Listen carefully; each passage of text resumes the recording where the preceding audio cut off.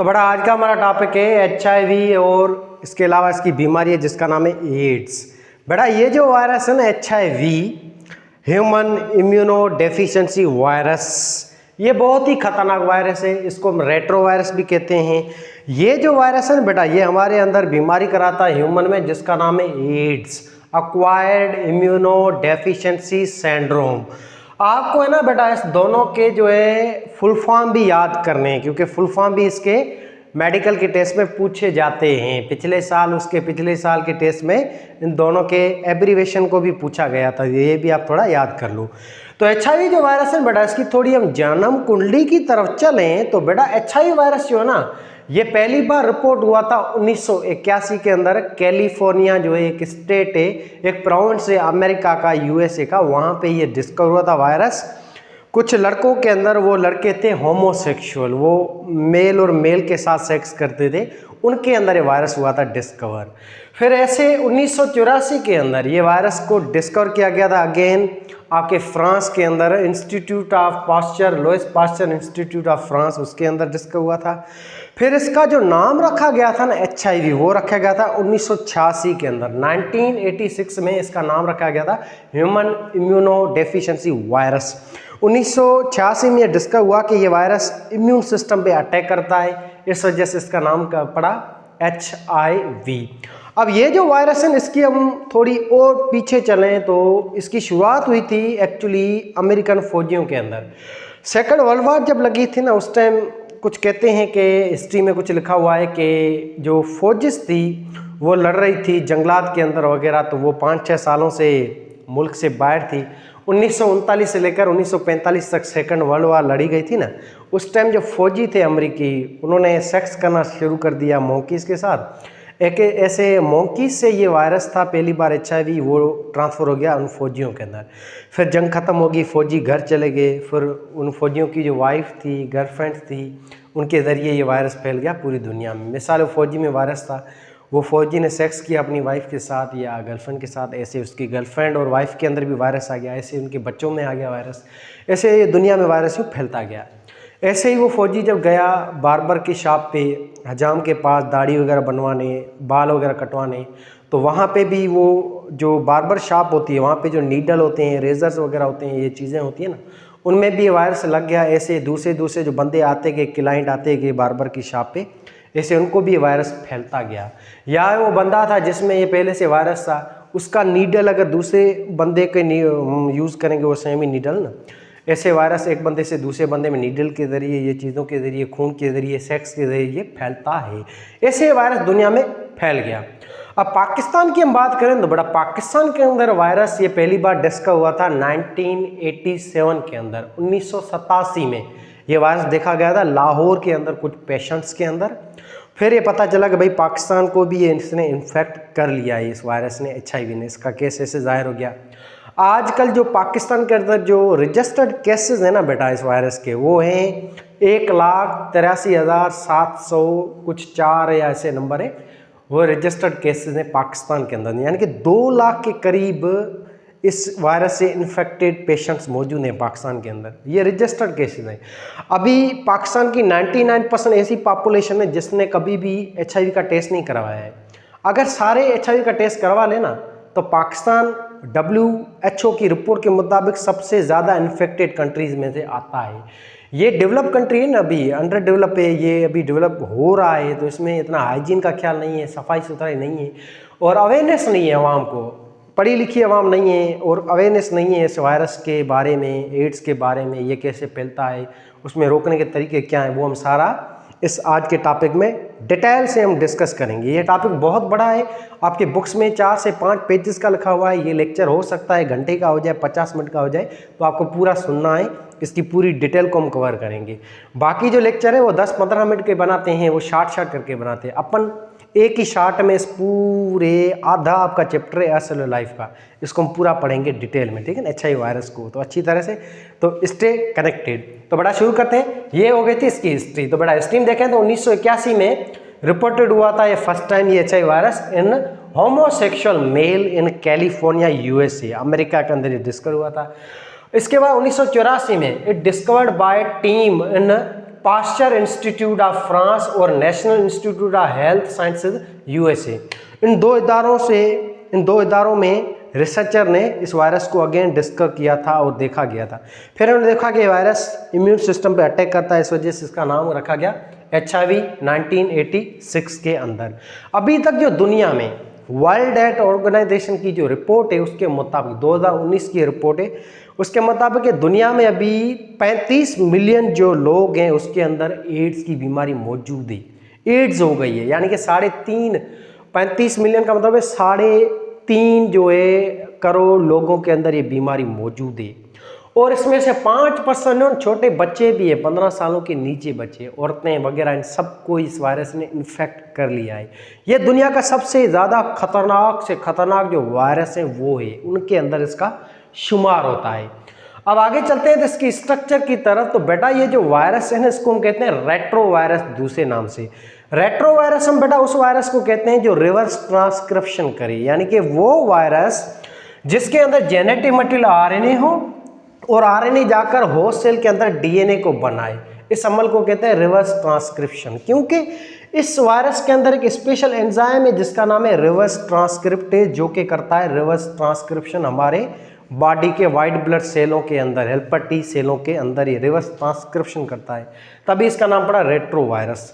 आपके बुक में 2 मिसालें हैं रेट्रो वायरस की। एक बेटा HIV है जो रिवर्स ट्रांसक्रिप्शन करता है, रिवर्स ट्रांसक्रिप्टेज एंजाइम होता है। दूसरा वायरस है हेपाटाइटिस B जो हेपाटाइटिस की बीमारी कराता है लिवर के अंदर। ठीक है बेटा, नेक्स्ट हम चलते तो ये एनवेलूप्ड वायरस है। बेटा इसके बाहर भी एनवेलूप मेम्ब्रेन मौजूद होती है, जो हम पिछले लेक्चर में डिस्कस कर चुके थे कि ये होस्ट से निकलती है, होस्ट की सेल मेम्ब्रेन ही होती है, ये इस वायरस में मौजूद है। और एनवेलूप के ऊपर स्पाइक होते हैं, वायरस की टांगें होती हैं जो रिसेप्टर का साइड करती हैं, अटैचमेंट कराती है, लैंडिंग कराती है, फ्यूजन वगैरह कराती है, यानी कि पेनिट्रेशन में हेल्प करती हैं, अटैचमेंट में ये जो टांगें होती हैं इसकी वायरस की। तो ये एनवेलू वायरस है, इसकी शक्ल है स्फेरिकल, गोल शेप का ये वायरस है और ये बहुत छोटा वायरस है। इसकी साइज होती है 120 नैनोमीटर होती है और ये वायरस है ना 60 गुना साइज में छोटा है रेड ब्लड सेलों से। हमारे जो RBC होते हैं ना, खून के लाल खुलिए बेटा, उनकी साइज होती है 6 से 8 माइक्रोमीटर। इस वायरस की साइज है 120 नैनोमीटर, यानी कि it is 60 times smaller than red blood cell of human और स्मॉलर देन इरिथ्रोसाइट सेल। इतना ये छोटा होता है ये वायरस। इस पर का शेप है, इसकी साइज है 120 नैनोमीटर, RBC की साइज है 6 से 8 माइक्रोमीटर तक होती है। इसके अंदर टोटल बेटा 2 RNA होते हैं। अब इसकी स्ट्रक्चर को हम देखें तो इसके अंदर 2 चीज़ें वायरस में, हर वायरस में 2 चीज़ें होती हैं। पहला होता है इसका आउटर कंपोनेंट जिसको हम कहते हैं कोट, दूसरा होता है इसका इनर पार्ट जिसको हम कहते हैं कोर। इसका जो कोट होता है ना बेटा, वो बना हुआ है 3 लेयर का, टोटल 3 लेयर होती हैं। सबसे आउटर मोस्ट लेयर होती है ना इस वायरस में, उसका नाम है बेटा एनवेलूप, ये सबसे आउटर मोस्ट लेयर है और ये होस्ट सेल से निकलती है। जब ये वायरस होस्ट सेल से बाहर निकलता है ना, तब सेल मेम्ब्रेन इसके ऊपर अटैच हो जाती है, जो इसका कहलाती है एनवेलूप मेम्ब्रेन। एनवेलूप मेम्ब्रेन भी सेल मेम्ब्रेन ही होती है एक्चुअल में, जो इसकी सेल मेम्ब्रेन तो नहीं है, मगर इसको हम कहते हैं दूसरे नाम से एनवेलूप कहते हैं। और ये बनी हुई है लिपिड और प्रोटीन की, यानी कि लिपोप्रोटीन की बनी हुई है। और सेल मेम्ब्रेन के अंदर आपने पढ़ा होगा कि सेल मेम्ब्रेन के बाहर होते हैं रिसेप्टर्स जो कि ग्लाइकोप्रोटीन के बने हुए हैं। अब यही रिसेप्टर जो है ना यहाँ पे इस वायरस के कहलाते हैं स्पाइक, और ये ग्लाइकोप्रोटीन के ही बने हुए हैं। जो भी एनवेलूप वायरस होते हैं उनके ऊपर ही स्पाइक होते हैं। नॉन एनवेलूप वायरस में ना तो एनवेलूप मेम्ब्रेन होती है ना ही स्पाइक होते हैं। स्पाइक और एनवेलूप वायरस के अंदर ही होती है। तो कोट जो इसका बना हुआ है एनवेलूप का, जो आउटर लेयर है जो लिपोप्रोटीन की बनी हुई है, एनवेलूप के ऊपर बेटा ये आपको लाल कलर की ये टांगे दिखाई दे रही हैं, ये वायरस की टांगे जिसको हम कहते हैं बेटा स्पाइक कहते हैं, जो कि ग्लाइकोप्रोटीन की बनी हुई हैं। अब स्पाइक जो होते हैं ना अच्छा ये वायरस के, उसके 2 टाइप हैं, ग्लाइकोप्रोटीन 120 या डॉकिंग प्रोटीन भी इसको कहते हैं। दूसरा स्पाइक होता है इसमें ग्लाइकोप्रोटीन 41। अब ये आपको नजर आ रहा है, ये आपको ब्लू कलर की बेटा ये एनवेलूप मेम्ब्रेन, इसके ऊपर ये स्पाइक है। स्पाइक का ये ऊपर वाला जो सा होता है ना स्वेलिंग पार्ट, इसको हम कहते हैं ग्लाइकोप्रोटीन 120, और निचला जो सा आता है इसको हम कहते हैं ग्लाइकोप्रोटीन 41। ये जस्ट ऐसे नाम दिए गए हैं रिसेप्टर के ना रिकग्नाइजेशन के लिए। अब ग्लाइकोप्रोटीन जो 120 होता है ना बेटा, इसका काम होता है अटैचमेंट करवाना, रिसेप्टर साइड को बताना होस्ट सेल के ऊपर। अब ये हमारा होस्ट सेल है, इस सेल का नाम है हेल्पर टी सेल। ये हमारी बॉडी के व्हाइट ब्लड सेलों का टाइप है बेटा। HIV वायरस इस हेल्पर टी सेलों के ऊपर अटैक करता है। अब ये हमारे हेल्पर टी सेल है। अब हेल्पर टी सेल के बाहर ये सेल मेम्ब्रेन है, सेल मेम्ब्रेन के ऊपर होते हैं रिसेप्टर, ये आपको ब्लू कलर के दिखाई दे रहे हैं। इन बेटा रिसेप्टरों को हम कहते हैं CD4 रिसेप्टर। ये हेल्पर टी सेलों के ऊपर ये रिसेप्टर होते हैं। यहाँ पे ये HIV वायरस है ना अटैच होता है। HIV वायरस अटैच होता है आपके हेल्पर टी सेलों के CD4 रिसेप्टर के ऊपर, और HIV वायरस में ये इसका स्पाइक होता है जिसका नाम है ग्लाइकोप्रोटीन 120। इसके जरिए ये वायरस होता है अटैच आपस में।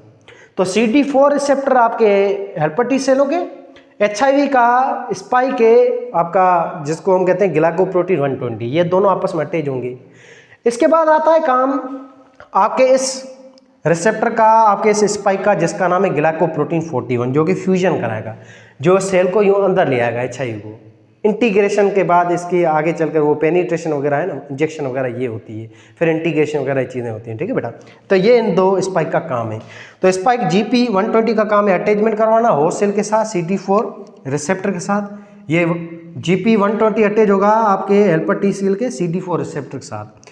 GP41 जो है ना बेटा, ये निचला जो हिस्सा होता है, ये निचला हिस्सा ये आपको नजर आ रहा है, ये लोअर पार्ट जो होता है स्पाइक का, इसको कहते हैं GP41। इसका काम है फ्यूजन कराना, होस्ट सेल के अंदर इसको ले आना आपके इस वायरस को। दूसरी लेयर आती है मैट्रिक्स।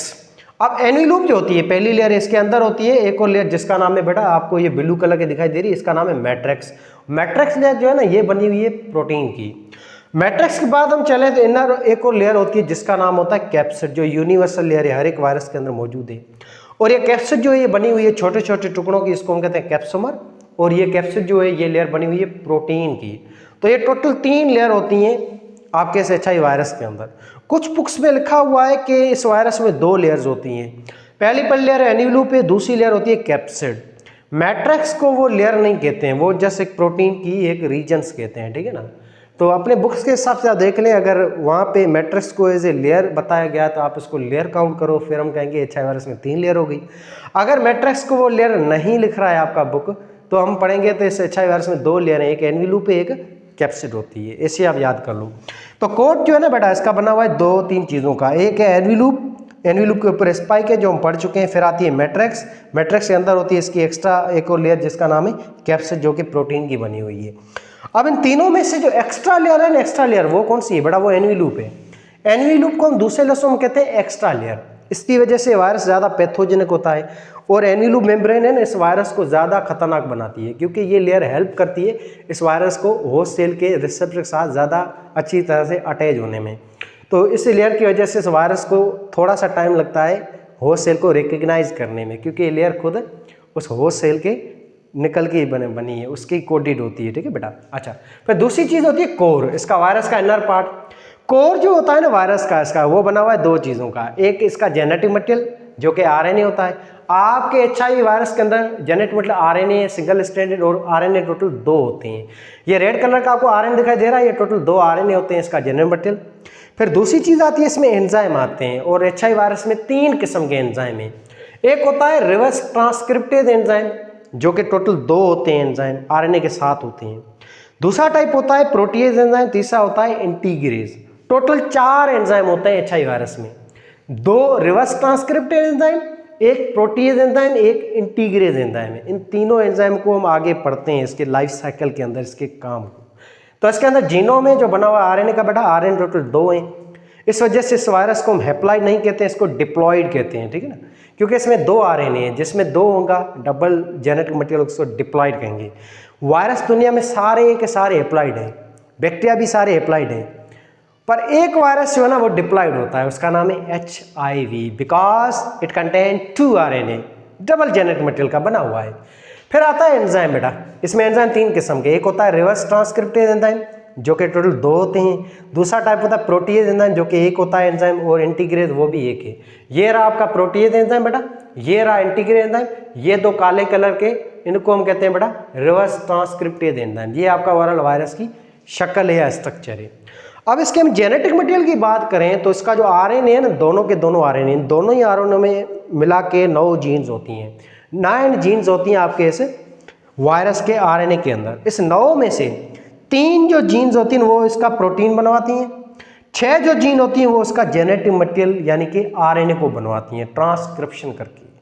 9 में से बेटा 3 जीन्स ट्रांसक्रिप्शन करेंगी, वो मैसेज देंगी जाके राइबोसोम को, फिर राइबोसोम इसका प्रोटीन बनाएगा। 6 जो जीन है 9 में से बाकी वो इसका आरएनए बनवाएंगी, जेनेटिक मटेरियल को डबल कराएंगी, कोडेड होती हैं। आगे हम चलते हैं बेटा, HIV स्पेसिफिसिटी फॉर होस्ट। अब ये वायरस जो भी होते हैं ये नेचर में स्पेसिफिक होते हैं, क्योंकि ये वायरस ऐसा नहीं कि हर सेल के ऊपर अटैक कर दें। हर वायरस के पास स्पेसिफिक रिसेप्टर साइट को रिकॉग्नाइज करने वाले स्पाइक होते हैं, टांगे होती हैं, वो स्पेसिफिक जगह पे अटैच होती हैं। जैसे आपका HIV वायरस जो है ना, ये 19 सेलों के ऊपर अटैच होगा जिन सेलों के पास CD4 रिसेप्टर होगा, और CD4 रिसेप्टर हमारी बॉडी में सिर्फ और सिर्फ मौजूद है हमारे हेल्पर T सेलों के अंदर। इस वजह से अटैक सिर्फ हेल्पर T सेलों पे ही करता है HIV वायरस। बाकी अब नई रिसर्च में ये मालूम हुआ है कि HIV वायरस जो है ना वो ब्रेन पे भी अटैक करता है। मोनोसाइट सेल या मैक्रोफेज सेल होते हैं ना, व्हाइट ब्लड सेल के ये टाइप है, उनके ऊपर ही अटैक करता है। तो अब हम कह सकते हैं ये HIV वायरस 3 चीज़ों पे अटैक करता है, ब्रेन पे यानी कि हमारे न्यूरॉन्स पे, नंबर 2 हमारे मोनोसाइट सेलों पे, नंबर 3 हेल्पर T सेलों पे।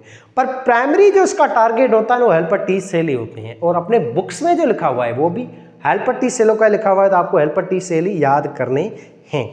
अब हम नेक्स्ट चलते हैं। HIV वायरस जो है ये स्पेसिफिक होता है फॉर होस्ट, क्योंकि ये अटैक करता है हेल्पर T सेलों के ऊपर ही, और ये हेल्पर T सेल जो होते हैं हमारे, 1 मिनट थोड़ा मैं पानी पी लूं बेटा।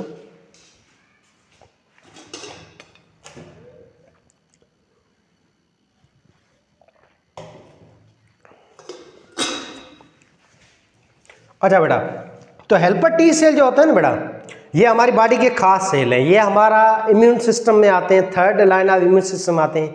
हेल्पर T सेल टाइप होते हैं व्हाइट ब्लड सेलों पे, ये वायरस अटैक करता है हमारे इम्यून सिस्टम पे। हमारे इम्यून सिस्टम में व्हाइट ब्लड सेल आते हैं, व्हाइट ब्लड सेल के 5-6 टाइप हैं, उनमें से एक टाइप है उसका नाम है लिम्फोसाइट सेल।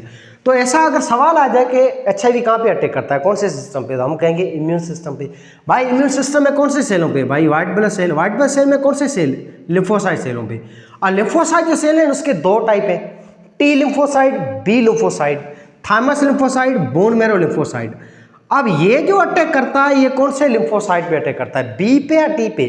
अगर ऐसा सवाल आ जाए तो हम टिक करेंगे T लिम्फोसाइट पे, ये अटैक करता है थाइमस लिम्फोसाइट पे, ठीक है बेटा। अब T लिम्फोसाइट के 4 टाइप हैं, suppressor T cell, memory T cell, cytotoxic T cell, helper T cell. अब T सेल जो है ना उसके 4 टाइप है। अब ये किन पे अटैक करता है, सप्रेसर T सेल पे या मेमोरी T सेल पे, साइटोटॉक्सिक T सेल पे या हेल्पर T सेल पे? तो बेटा याद रखना ये अटैक करता है हेल्पर T सेलों के ऊपर, क्योंकि हेल्पर T सेल हमारे बॉडी के वो खास सेल हैं जो हेल्प करते हैं पूरे के पूरे इम्यून सिस्टम को एक्टिव करने में। ये हेल्पर T सेल ही हैं जो रिकग्नाइज करते हैं हमारी बॉडी में जो भी वायरस आते हैं, बैक्टीरिया आते हैं, उनको ये पहचानते हैं, इनके पास डेटा, नॉलेज, इन्फॉर्मेशन होती है हेल्पर T सेलों के बाद। ये एक्टिव करते हैं हमारे पूरे इम्यून सिस्टम को, हमारे B सेलों को। B सेल वो सेल हैं जो एंटीबॉडीज बनाते हैं, इन सब सेलों को, आपके T सेल, इन सब सेलों को एक्टिव करने वाला हेल्पर T सेल है। अब ये वायरस आएगा और हेल्पर T सेलों को ही खलास कर देगा, हेल्पर T सेलों को ही खा देगा, तो हेल्पर T सेल ही मर जाएंगे, फिर हमारे बॉडी का इम्यून सिस्टम एक्टिव ही नहीं हो पाएगा, फिर इस वायरस को कोई मार ही नहीं पाएगा, कोई पहचान ही नहीं पाएगा, फिर ये मज़े से हमारा ये HIV वायरस जो है हमारी बॉडी में खाता जाएगा, हमारी बॉडी को आराम से मज़े से बीमारी करने लगा, जिसको हम कहते हैं एड्स की बीमारी, एक्वायर्ड इम्यून डेफिशिएंसी सिंड्रोम। ये इसका रीज़न है, ठीक है ना बेटा। तो हेल्पर T सेल जो है हमारा वो सेल है खास जो एक्टिव करते हैं इम्यून सिस्टम सेलों को, इनके पास CD4 रिसेप्टर होते हैं जिनके ऊपर ये अटैच होता है आपका HIV virus with the help of their spike which is called glycoprotein 120, फिर फ्यूजन होगी ग्लाइकोप्रोटीन 114 के जरिए, ये इसके जरिए ये चीज़ होती है। आगे चलते हैं सिम्टम ऑफ एड्स। अब बड़ा एड्स जो होती है बीमारी ये बाद में होती है, पहले पहले HIV वायरस आएगा। अब वायरस जैसे आएगा ना हमारी बॉडी के अंदर, तो ये पहले ये वायरस जो है ये पैसिव फेज में रहता है। इसके 2 फेज होते हैं, एक होता है एक्टिव फेज, दूसरा होता है पैसिव फेज। पैसिव फेज का मतलब है डॉर्मेंट फेज या इनएक्टिव फेज। ये वायरस बहुत चालाक वायरस है, ये अपनी बॉडी में छुपा हुआ होगा कहीं पे। अगर हम टेस्ट भी कराएंगे ना, अब मिसाल हमें खौफ हो रहा है भाई, हमने कोई गलत काम किया है, किसी के साथ हमारा गलत रिलेशनशिप था, उस औरत का भी किसी और बंदों के साथ बहुत सारा रिलेशनशिप था, या गंदे गंदे जो घर होते हैं जिसको हम रंडी खाने वगैरह कहते हैं, वहाँ पे कोई अगर बंदा आया है, उसको पता चला HIV का, या फिर वो बंदा बार्बर की शॉप पे गया है, या कोई ऐसी इंजेक्शन लगवाई है, या कोई हीरोइन ही है वो, अब उसको खौफ हो रहा है यार मुझे तो HIV वायरस नहीं लग गया है, अब मिसाल हो जाता है टेस्ट करवाने, तो बेटा ये टेस्ट में भी ये वायरस डिटेक्ट नहीं होता है, ये टेस्ट बार बार करानी पड़ती है हर तीसरे महीने पे, तभी ये जाके 5-6 टेस्टों में जाके ये वायरस डिटेक्ट होता है, अगर होता है तो, क्योंकि ये पैसिव फेज में होता है, ये डिवीजन थोड़ी कर रहा है कि हमारी खून में ये बहुत ज़्यादा क्वांटिटी मौजूद हो और हम खून का सैंपल है इस खून में ये पड़ा हुआ हो, ये कहीं पे भी हो सकता है, आपकी टांगों की जगह पे छुपा हुआ हो आप वहाँ के खून में, वो हम खून अपने हाथों का ले रहे हैं, यहाँ पे वायरस है ही नहीं, पैसिव फेज में रहता है, डॉर्मेंट फेज में 10 सालों तक, अपने बुक में लिखा हो 10 सालों तक ये वायरस पैसिव फेज में रहता है, इनएक्टिव रहता है, ये जो है ना सिचुएशन के लिए ये वेट करता है, अच्छी सिचुएशन आने के लिए। अब बंदा मिसाल जवान है, नौजवान है, तो यंग बंदों के अंदर ये वायरस 10-20 सालों तक वेट करता है, इंतजार करता है इस बंदे के इम्यून सिस्टम के कमज़ोर होने का, ताकि और कोई बीमारी हो जाए, ये बंदा कमज़ोर हो जाए, इसका इम्यून सिस्टम कमज़ोर हो जाए, फिर ये वायरस सिचुएशन को देख के इम्यून सिस्टम जब वीक हो जाएगा, बंदा बूढ़ा हो जाएगा ना, फिर ये वायरस अटैक करेगा, फटाफट अपनी कापीज बनाएगा और एड्स की बीमारी कराएगा। यंग लोगों के अंदर एड्स की बीमारी नहीं होंगी क्योंकि इम्यून सिस्टम स्ट्रॉन्ग होता है, ये वायरस पैसिव फेज में रहता है। फिर जैसे ही बंदा बूढ़ा होगा ये एक्टिव फेज में आ जाएगा, ये एक्टिव हो जाएगा वायरस और अपनी डिवीजन कापी बनाना शुरू होगा, उसके नतीजे में होगी बीमारी जिसको हम कहते हैं एड्स। पर वायरस अगर आता है ना हमारी बॉडी में तो उसके फेजेस होते हैं एक्टिव पैसिव, इसके सिम्टम भी होते हैं, बॉडी हमारी कुछ सिम्टम भी शो करती हैं।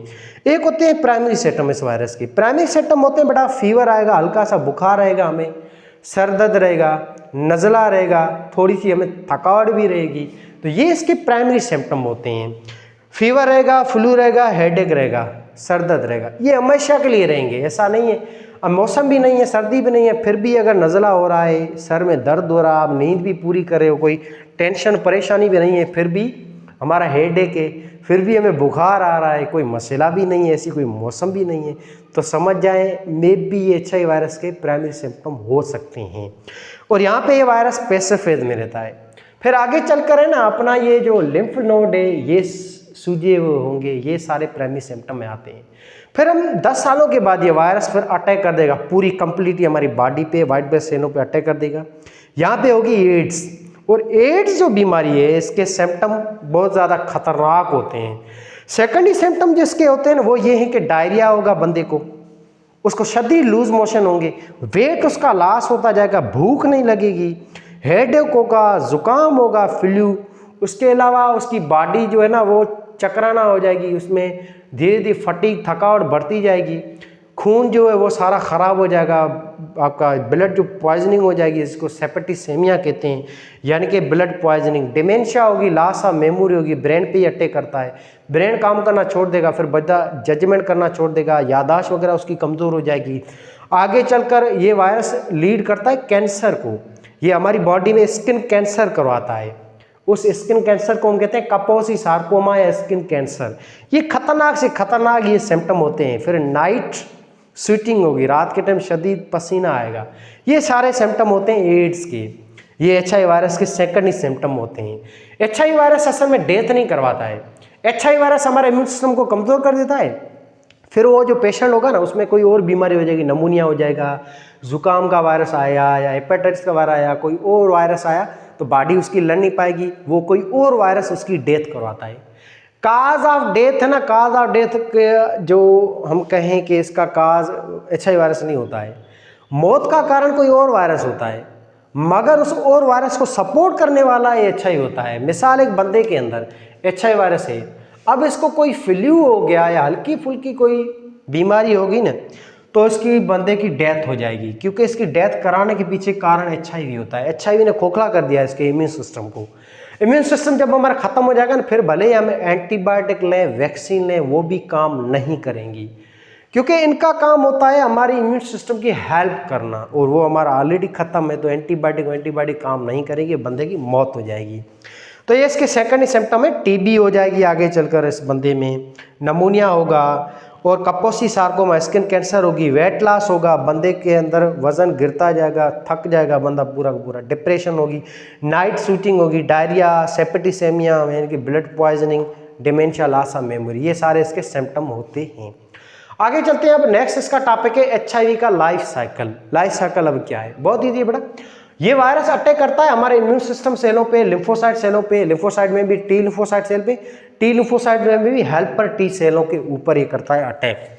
अब इसके बेटा टोटल 7-8 स्टेप होते हैं। पहला स्टेप है अटैचमेंट। ये जो वायरस है ना हमारा, ये हेल्पर टी सेल जो है इसके ऊपर अटैच होगा अपने इस स्पाइक के जरिए। स्पाइक का नाम है GP120। इसके जरिए ये HIV वायरस अटैच होगा। हमारे HIV वायरस जो है ये हमारे हेल्पर टी सेल के रिसेप्टर CD4 उनके साथ अटैच होगा पहले। फिर इसका आएगा एक और स्पाइक जिसका नाम है GP41 जो उसकी फ्यूजन कराएगा। अब इसके नतीजे में आगे चलकर क्या होगा, ये हमारा सेल है। अब इस सेल को हम थोड़ा डिटेल में स्टडी करते हैं। तो ये हमारा बेटा हेल्पर टी सेल है। आपका हेल्पर टी सेल के अंदर ये न्यूक्लियस है। न्यूक्लियस के अंदर क्या होता है, DNA होता है। ये रहा DNA और ये रहा राइबोसोम। अब यहाँ पे आप देखो तो HIV वायरस जो है ना ये अपनी 2 चीज़ें इंजेक्ट करता है हमारी बॉडी में। एक इसके आता है RNA यानी कि जेनेटिक मटेरियल, दूसरी इसकी चीज़ आती है एंजाइम। ये आपके एंजाइम वायरस के 4 होते हैं, प्रोटीएज, इंटीग्रेज, रिवर्स ट्रांसक्रिप्टेज। यानी कि अंदर जो होस्ट के अंदर जो चीज़ आती है ना वायरस की, वो कोर आता है। कोर इस वायरस का बाहर ही रहता है। अब इसका RNA आ गया और एंजाइम भी आएंगे। इस प्रोसेस को हम कहते हैं, इसके पहले स्टेप को कहते हैं अटैचमेंट। अटैचमेंट के बाद हो गई फ्यूजन। फ्यूजन कराने वाला इसका स्पाइक है, इसका नाम है GP41 जो जिसके जरिए फ्यूजन होगी। अब ये इंजेक्शन हो गई, पेनिट्रेशन होगी, ये वायरस अंदर आ गया उसका RNA। अब ये जो RNA आया है ना बेटा, अब ये RNA करेगा रिवर्स ट्रांसक्रिप्शन। ये तीसरा स्टेप है जिसको कहते हैं रिवर्स ट्रांसक्रिप्शन। अब रिवर्स ट्रांसक्रिप्शन करेंगे इसके 2 ये एंजाइम है, ये रिवर्स ट्रांसक्रिप्शन एंजाइम है। ये एंजाइम बेटा क्या करेंगे, ये दोनों इस वायरस के दोनों RNA को कन्वर्ट करेंगे DNA में। ये देखो DNA बन गए, ये DNA बने 2। क्लियर? इस अमल को कहते हैं रिवर्स ट्रांसक्रिप्शन, यानी कि RNA से DNA को बनना। रिवर्स ट्रांसक्रिप्शन के बाद होगा इंटीग्रेशन। इंटीग्रेशन का मतलब होता है attachment of viral DNA with host DNA। और ये चीज करवाने वाला एक और एंजाइम है, इसका नाम है इंटीग्रेज एंजाइम। अब इंटीग्रेज एंजाइम आएगा बेटा, ये इंटीग्रेज एंजाइम इस वायरस के DNA को उठाएगा। इंटीग्रेज एंजाइम इस वायरस के DNA को उठाएगा, कैरी करेगा और ये ले जाएगा न्यूक्लियस के अंदर। ये ट्रांसक्रिप्शन वगैरह है, रिवर्स है, सारा साइटोप्लाज्म हुआ है, ठीक है ना। इंटीग्रेज एंजाइम इस DNA को साइटोप्लाज्म उठाएगा, वायरस के DNA को ले जाएगा न्यूक्लियस के अंदर और ये ले जाके इंटीग्रेज एंजाइम ये DNA जो होता है वायरस का, इसको जाके अटैच करवा देगा होस्ट के DNA के साथ। अब ये जो वायरस है जो अटैच हो गया होस्ट के DNA के साथ है ना, अब इस वायरस को हम कहेंगे प्रो वायरस। प्रो वायरस का मतलब ये वो वायरस जो न्यूक्लियस के अंदर हो, होस्ट के अंदर, और जहाँ पे ये अटैच हो गया हो, ठीक है बेटा। अब आगे चलकर ये वायरस क्या करेगा, एक और काम करेगा, एक और एंजाइम बनाएगा DNA वगैरह। जो एंजाइम आपके इस होस्ट सेल के DNA के टुकड़े टुकड़े कर देंगे। ऐसे ये जो DNA है उसके टुकड़े टुकड़े हो गए, होस्ट सेल का DNA खलास हो गया, खत्म हो गया। अब आपके न्यूक्लियस के अंदर जो DNA पड़ा है, ये वायरस का DNA है पूरा का पूरा। अब ये वायरस का DNA इस पूरे सेल पे कंट्रोल करेगा। ऐसे इस वायरस ने कंट्रोल कर दिया हमारे होस्ट सेल के ऊपर। एक और DNA होता है साइटोप्लाज्म के अंदर जो पड़ा है, ये DNA ट्रांसक्रिप्शन करता रहेगा। ये DNA ट्रांसक्रिप्शन करेगा, ट्रांसक्रिप्शन मतलब ये RNA बनाएगा और ये RNA बनाएगा होस्ट सेल के एंजाइम को यूज करके। होस्ट सेल के एंजाइम का नाम है RNA polymerase. RNA polymerase enzyme जो है ना उसको ये यूज करेगा, DNA वायरस का बनाएगा RNA, मैसेंजर RNA ये जाके मैसेज देगा हमारे सेल के राइबोसोम को, फिर राइबोसोम प्रोटीन बनवाएगा। ये जो बेटा प्रोटीन बन रहा है ना, ये वायरस के लिए बन रहा है। इसी प्रोटीन से इस HIV वायरस के कैप्सिड बनेंगे, मैट्रिक्स बनेंगे, यानी कि इसका कोट बनेगा। वायरस जो ना याद रखना, ये अटैक करता है हमारे होस्ट के अंदर 2 चीज़ों पे, एक हमारे जेनेटिक मटेरियल पे, दूसरा एक ऑर्गेनेल पे जिसका नाम है राइबोसोम। इसके ऊपर ये अटैक करता है वायरस और हमारे DNA से बनाता है अपना DNA, अपना जेनेटिक मटेरियल, और हमारे राइबोसोम से अपना प्रोटीन बनाता है। क्योंकि वायरस को चाहिए 2 चीज़ें, न्यूक्लिक एसिड और प्रोटीन। वायरस बना हुआ है इनका है, न्यूक्लियो प्रोटीन का ही बना हुआ है। ऐसे इसकी ये रेप्लिकेशन हो रही है, बायोसिंथेसिस हो रहा है, ये चीज़ें बन रही हैं। ये हो गया इंटीग्रेशन, इसके बाद ट्रांसक्रिप्शन भी हो गया। अब ये वायरस ने पूरे हमारे प्रोटीन को, डीएनए को ख़त्म कर दिया है। अब वायरस की बहुत सारी कापीज़ बन गई हैं। अब आखिर में लास्ट में ये जो इसका जेनेटिक मटेरियल डीएनए है, ये अगेन आरएनए बनवाएगा। और ये आरएनए जो बन रहे हैं ना आपके बेटा, ये जेनेटिक मटेरियल है इसके। ये डीएनए जो आरएनए बनवा रहा है ना, ये आरएनए आपके वायरस के जेनेटिक मटेरियल है। इस अमल को कहते हैं ट्रांसक्रिप्शन। अब वायरस के आरएनए भी बन गए, वायरस का प्रोटीन भी बन गया। राइबोसोम वायरस के प्रोटीन के साथ साथ वायरस के एंजाइम भी बनाता है, रिवर्स ट्रांसक्रिप्टेज इंटीग्रेज प्रोटीन। ये सारे एंजाइम जो है ना बेटा, ये हमारा राइबोसोम बना के देगा इस वायरस के। अब ये जो एंजाइम है, ये वायरस का आरएनए है, वायरस का प्रोटीन है, ये सारी चीज़ें आपस में मिलेंगी, कंबाइन होंगी। इस चीज़ को हम कहते हैं असेंबली। असेंबली का मतलब है वायरस का जेनेटिक मटेरियल, एंजाइम्स और प्रोटीन का आपस में मिल जाना होस्ट सेल के अंदर, इसको हम कहते हैं असेंबली। आगे चलकर आप जब देखोगे ना इस सेल को, तो बेटा आपके हेल्पर टी सेल के अंदर ये जो न्यूक्लियस के अंदर जो भी ये आरएनए थे, ये आरएनए सारे के सारे ये आ गए आरएनए, और ये आ गए एंजाइम, और ये राइबोसोम ने बनाया प्रोटीन। ये प्रोटीन, ये सारे आरएनए, ये सारे एंजाइम्स मिल जाएंगे आपस में ऐसे। ये देखो नन्हे मुन्ने वायरस बन गए, ये बहुत सारे वायरस बन गए नए नए। इस चीज़ को हम कहते हैं असेंबली का मतलब मिलना। असेंबली के बाद अब ये वायरस निकलेंगे बाहर, इसको हम कहते हैं फ्यूजन। फ्यूजन के बाद पहला हो गया बडिंग होगी यहाँ पे। अब ये वायरस जो है ना, ये बडिंग के जरिए बाहर निकले। बडिंग का मतलब है कोई आउटगोर निकलना। अब ये वायरस आएगा धीरे धीरे सेल मेम्ब्रेन की तरफ, और ये वायरस स्ट्रेच करना शुरू हो जाएगा सेल मेम्ब्रेन को। तो धीरे धीरे सेल मेम्ब्रेन रबड़ की तरह यूँ बाहर निकलना शुरू हो जाएगी, यूँ खींचती जाएगी, जिसके नतीजे देखो ये वायरस यूँ बाहर निकल रहा है। और आहिस्ता आहिस्ता आप देखो सेल मेम्ब्रेन यूँ रबड़ की तरह इसमें खिंचाव आ रहा है, और सेल मेम्ब्रेन ऊपर यूँ रैप भी हो रही है इस वायरस के ऊपर। फिर आगे चलकर ये सेल मेम्ब्रेन यूँ टूट जाएगी और इस वायरस के ऊपर यूँ रैप हो जाएगी।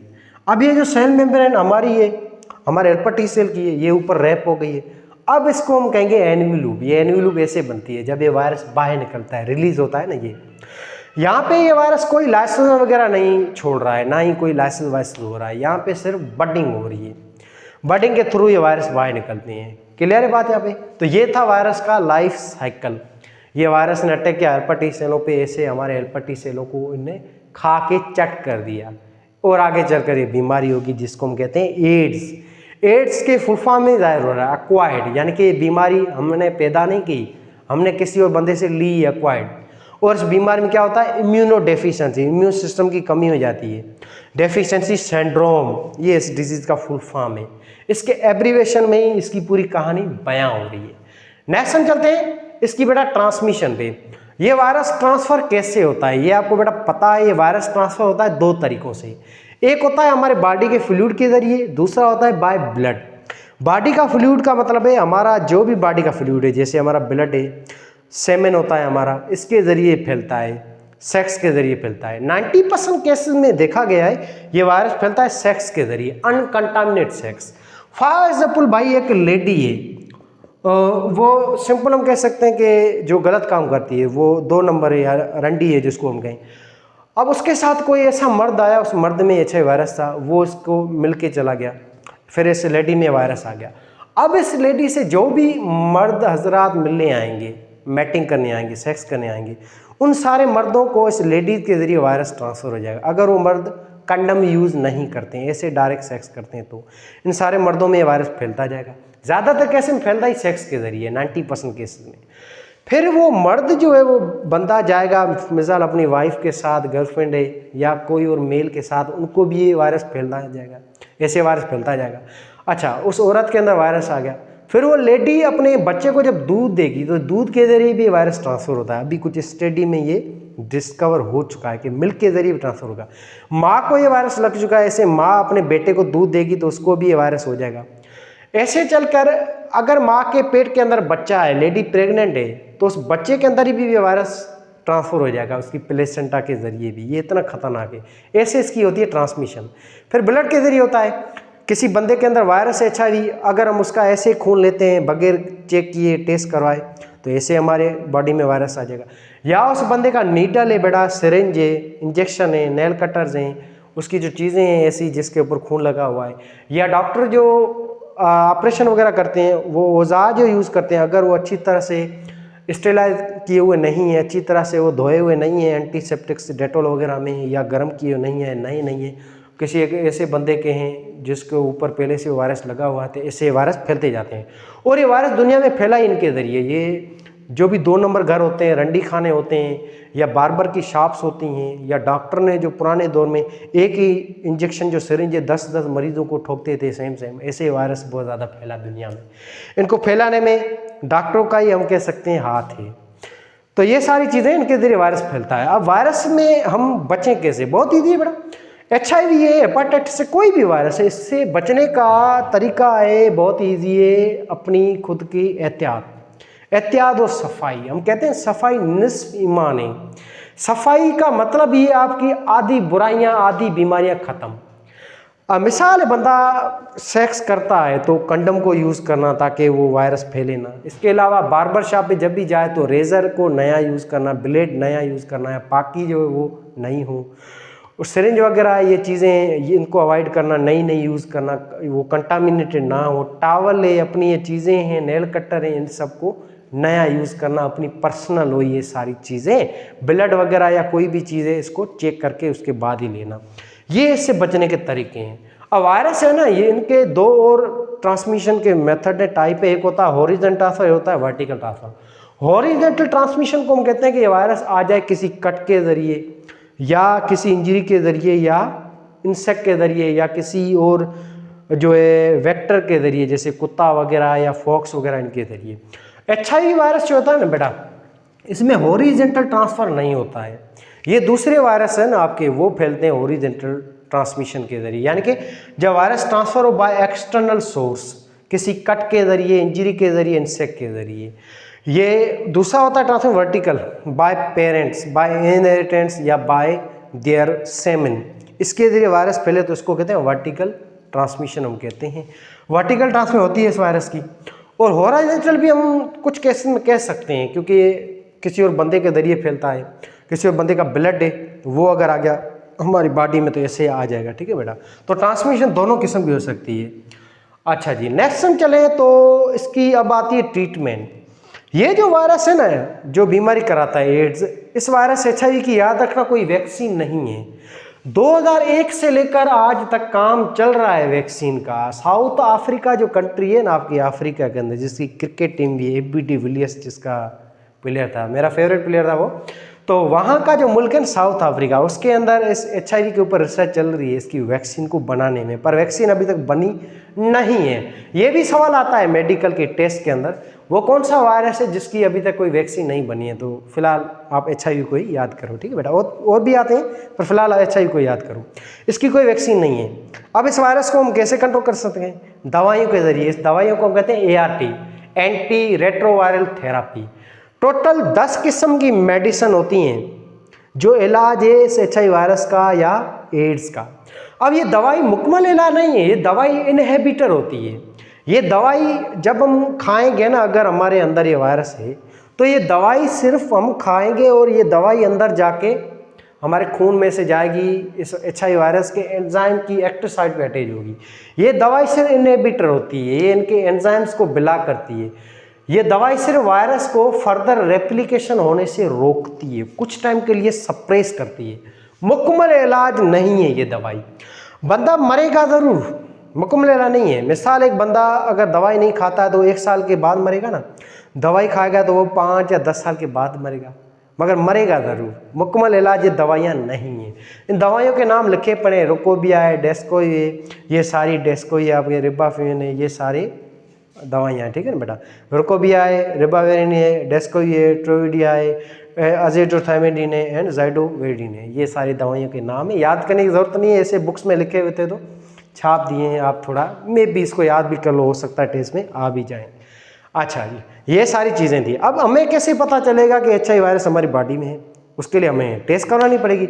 लेबॉरेटरी में जाएंगे, हम अपना खून देंगे, ऐसे खून के ज़रिए ब्लड सैंपल देंगे, उसके ज़रिए इस वायरस की टेस्ट होती है। इसके अलावा थूक भी हम दे सकते हैं, थूक के ज़रिए भी इस वायरस की टेस्ट होती है। फिर आता है NAT, न्यूक्लिक एसिड टेस्ट, ये भी होती है, एंटीबॉडी टेस्ट। ये सारी चीज़ें हैं जिसके ज़रिए वायरस की डिटेक्शन होती है। तो ये था आपका ओवरऑल बेटा वायरस, जिसको हम अच्छी तरह से सब कुछ चीज़ें इसकी पढ़ चुके हैं। अब इसको समराइज करते हैं बेटा। HIV वायरस जो है ये एड्स कराता है, और ये वायरस जो है 1981 में पहली बार रिपोर्ट हुआ था अमेरिका के अंदर। पाकिस्तान में 1987 में ये रिपोर्ट किया गया था। 1984 में लुइस पास्चर इंस्टीट्यूट में इसको डिस्कस किया गया था। फिर नेशनल हेल्थ इंस्टीट्यूट जो है अमेरिका का, उसमें भी इसको डिस्कस किया गया था, और इसका नाम 1986 में रखा गया था HIV। इसकी स्ट्रक्चर की बात करें तो ये स्फेरिकल शेप का होता है। इसमें जेनेटिक मटेरियल RNA होता है, 4 एंजाइम होते हैं, जिसमें 2 रिवर्स ट्रांसक्रिप्टेज, एक प्रोटीएज, एक integrase. Reverse enzyme reverse transcription करता है, इसके RNA को कन्वर्ट करता है DNA में। इंटीग्रेज जो एंजाइम है ये इसके DNA को अटैच करवाता है न्यूक्लियस के साथ, अपने होस्ट सेल के DNA के साथ। प्रोटीएज जो एंजाइम होता है इसका काम होता है ये राइबोसोम ने जो प्रोटीन बनाया था ना, इसको टुकड़े करना, कट करना, पीसेस बनाना, उतनी साइज के जितनी साइज का इसका कैप्सूल होता है। ये इस प्रोटीएज एंजाइम का काम है। फिर इसके बाहर होता है इसका आउटर कोट जो बना हुआ है, आपकी कुछ बुक्स में 2 लेयर है, कुछ में 3 लेयर है। पहली लेयर है एनवेलूप, जो लिपोप्रोटीन की बनी हुई है, होस्ट सेल से निकलती है। इसके ऊपर स्पाइक होते हैं जो अटैचमेंट का काम करते हैं, फ्यूजन वाला काम करते हैं। फिर इसके अंदर आती है लेयर मैट्रिक्स, उसके अंदर होती है कैप्सिड। ये दोनों लेयर है प्रोटीन की बनी हुई है। और ये वायरस 60 टाइम छोटा है साइज में रेड ब्लड सेलों से। इसकी साइज होती है 120 नैनोमीटर। ये सारी चीज़ें थी। इसके अंदर टोटल 9 जीन्स होती हैं, और 9 जीन्स में से इसकी 3 जीन जो है वो स्ट्रक्चरल प्रोटीन बनाती है, 6 इसके जीनोम को बनाती हैं। HIV स्पेसिफिक नेचर होता है क्योंकि हेल्पर टी सेल पे अटैक करता है, और हेल्पर टी सेल के पास CD4 रिसेप्टर होते हैं, उनके ऊपर ही अटैच होता है। इसकी वजह से वायरस स्पेसिफिक नेचर होता है। नेक्स्ट हम देखें तो इसकी सिम्टम 2 हैं, एक प्राइमरी एक सेकेंडरी। प्राइमरी सिम्टम होती है फ्लू, हेडेक होगा, सर दर्द होगा, फ्लू होगा, और इसके अलावा फीवर आएगा, बुखार आएगा। सेकेंडरी सिम्टम जो है इसकी बहुत सारी 8-10 होती हैं, जिसमें सेप्टिसेमिया, ब्लड पॉइजनिंग है, इसके अलावा वेट लॉस है, डिमेंशिया है, मेमोरी लॉस है, बुखार है, नज़ला है, जुकाम है, सर दर्द है, थकावट है, स्किन कैंसर है, कपोसी सार्कोमा जिसको कहते हैं, नाइट स्वेटिंग है, रात को पसीना आना, डिमेंशिया। इसके अलावा जो बीमार जो है ब्रेन जो है हमारा उसका काम करना छोड़ देना, लॉस ऑफ मेमोरी वगैरह, ये सारी इसके सिम्टम। फिर आगे चल के वायरस सपोर्ट करता है दूसरे वायरस को, बैक्टीरिया को, वो अटैक करते हैं, वो हमें मार देते हैं। मारने वाला ये वायरस नहीं है, मरवाने वाले दूसरे वायरस है, उसको ये मदद करता है। फिर इसका लाइफ साइकिल आता है। लाइफ साइकिल का पहला से अटैचमेंट है, जिससे वायरस से अटैच होता है, फिर ये अंदर आता है, इसको कहते हैं फ्यूजन। फिर ये रिवर्स ट्रांसक्रिप्शन करेगा, फिर रिवर्स ट्रांसक्रिप्शन के बाद आगे ये इंटीग्रेशन होगी, DNA के साथ इसका DNA अटैच होगा, ट्रांसक्रिप्शन होगी, जिससे RNA बनेंगे। RNA 2 किस्म के बनेंगे, एक इसके जेनेटिक मटेरियल, दूसरा बनेगा इसका प्रोटीन बनाना। RNA जो राइबोसोम को मैसेज देगा उससे प्रोटीन बनेगा। फिर ये आपके जो RNA प्रोटीन मिलेंगे, इसको असेंबली करेंगे, फिर ये वायरस बडिंग की फॉर्म में निकल जाएगा बाहर। ये था इसका लाइफ साइकिल। ट्रांसमिशन होती है बेटा, हॉरिजॉन्टल भी होती है, वर्टिकल भी होती है। 90% ये सेक्स से होता है, 10% बाय ब्लड होता है। सिरिंजेस हैं, ब्लड की बोतल है, नीडल है, इंस्ट्रूमेंट है, ये सारे औजार वगैरह हैं। इसकी कोई वैक्सीन वगैरह नहीं है, ये सिंपल कोई क्योर वगैरह नहीं है एड्स का, ठीक है बेटा। बाकी अगर HIV किसी बंदे में है, एड्स की बीमारी है किसी के अंदर, उसको हम हग करें या उसके साथ हम हैंड शेक करें, या वो बंदा किसी बर्तन में खाता है उसके साथ हम खाना वगैरह खाएं, तो उसमें ये वायरस नहीं फैलता है। या उस बंदे को मॉस्किटो बाइट करता है, कोई इंसेक्ट वगैरह बाइट करता है, अगर वो मॉस्किटो हमें बाइट करता है तो उसके ज़रिए भी ये HIV वायरस नहीं फैलता है। अभी जो रिसर्च में ये ऐसा कोई मालूम नहीं हुआ है। उसके टावल वगैरह हैं या उनके ज़रिए ये वायरस नहीं फैलता है। तो HIV का जो पेशेंट एड्स, उससे हम मिल सकते हैं, गले मिल सकते हैं, हाथ मिला सकते हैं, पर मे भी आगे चलकर रिसर्च में प्रूव हो जाए भाई इनके ज़रिए वायरस फैलता है, तो हमें केयर करना लाजमी है। पेशेंट जो भी है उससे हमें केयर करना लाजमी है। वैसे तो इनके ज़रिए फैलता नहीं है रिसर्च में, पर मे भी आगे चलकर हो भी सकता है ऐसा। तो पेशेंट से हमें हमेशा दूर रहना चाहिए, फिर वो चाहे बीमारी वाला पेशेंट हो या कोई पागल हो, ठीक है ना, XYZ।